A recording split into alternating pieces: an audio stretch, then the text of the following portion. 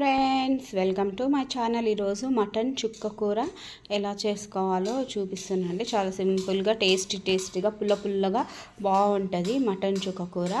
ఇలా onions oil heat అయ్యాక pressure కుక్కర్లో వండేస్తున్నాండి నేను. ఇట్లా ఆనియన్ వేసుకొని ఆయిల్ హీట్ అయ్యాక ఆనియన్ వేసేసుకొని కలిపేసుకోవాలి. ఆనియన్ గోల్డెన్ కలర్ మంచిగా ఉడికిపోయి ఇట్లా గోల్డెన్ కలర్లో వచ్చాక ఇప్పుడు పసుపు వేసుకొని కలుపుకోవాలి. పసుపు వేసి కలుపుకొని మంచిగా ఆనియన్ మంచిగా దగ్గరికి పేస్ట్ లాగా అట్లా అవుతే బాగుంటుంది. అంటే ఫ్లేవర్ బాగా వస్తుంది. ఆనియన్ మనకి బిర్యానీకి వచ్చిన ఫ్లేవర్. ఇలా పసుపు వేసుకొని తర్వాత పసుపు కలిపేసుకొని ఇంకా మటన్ వేసుకోవాలి. మటన్ వేసి కలుపుకోవాలన్నమాట. మటన్ వేసి కలిపేసుకొని దాన్ని మగ్గనిచ్చుకోవాలి. బాగా ఒక 5-15 మినిట్స్ దాకా మగ్గనివ్వాలి.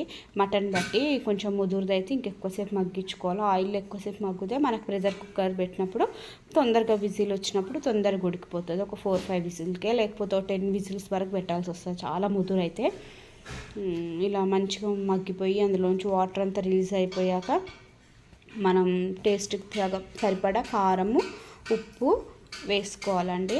వేసుకొని ఇలా నేనైతే ఇలా ఉప్పు కారం వేసి ఒక 3-4 మినిట్స్ మగ్గనిచ్చేస్తా. ఎందుకంటే ఇలా అప్పుడే వెంబడే కలిపేస్తే ముక్కకు అలాగే స్టిక్ అయిపోయి ఉండి అంత కారం ఉంటుంది. ఇలా అయితే మంచిగా మగ్గిపోయాక కారం ఆయిల్లో ఉడుకుతుంది కాబట్టి బాగుంటుంది అన్నమాట. మంచిగా కలర్ ఇట్లా మగ్గిపోతే చాలా మంచి కలర్ఫుల్గా కనిపించేస్తుంది. నేను ఇదే కర్రీ కాదు, మటన్ నాన్ వెజ్ అని కాదు, వేరే కర్రీస్లో కూడా అలాగే వేస్తాను. వెజ్లో కూడా చూడండి మంచి కలర్గా ఉంటుంది. ఒక 3 పెద్ద సైజు టమాటాలు కట్ చేసుకున్నాను.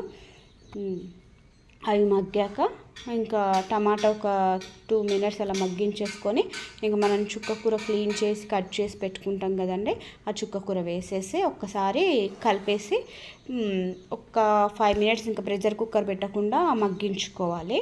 ఇంకా చుక్క కూర మగ్గిపోయాక ఇంకా మనకు అలా వేసాక ఇక మగ్గు దగ్గరికి అయిపోతే ఇంకా అంతా కిందికి దిగిపోతుంది. చూడండి చుక్క కూర మగ్గిపోయి ఇంకా మనము మసాలాలు వేసుకోవడం అంటే ఇంకెవరి ఇష్టం వాళ్ళు మసాలా వేసుకుంటారు కదా.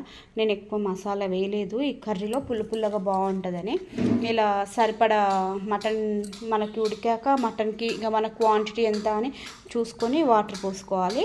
కొద్దిగా నేను కొంచెం కొబ్బరి పొడి వేసా. ఏం మసాలాలు వేయలేదండి, అందులో కూడా ఏం మసాలాలు లేవు. ఓన్లీ జస్ట్ కొబ్బరి పొడి వేసాను. ఇంకా ప్రెషర్ కుక్కర్ పెట్టేసి ఒక 5-6 విజిల్స్ వచ్చే వరకు పెట్టాను. ఇంకా విజిల్స్ వచ్చాక ఉడికిపోతుంది కదా, ఉడికిపోయాక మళ్ళీ మనం ప్రెషర్ కుక్కర్ ఉడికిపోయాక మూత తీసేసి ఒక 5 మినిట్స్ మళ్ళీ స్టవ్ పైన పెట్టాలండి. పెట్టేస్తే ఇలా వాటర్ అనేది కొంచెం దగ్గరికి అయిపోయి ఫ్లేవర్ వస్తుంది. ఇలా నేను సర్వింగ్ బౌల్లోకి తీసుకొని ఇలా సర్వ్ చేశాను. చాలా పుల్లగా టేస్టీగా మటన్ చుక్క కూర రెడీ అండి. నచ్చితే లైక్ చేయండి, షేర్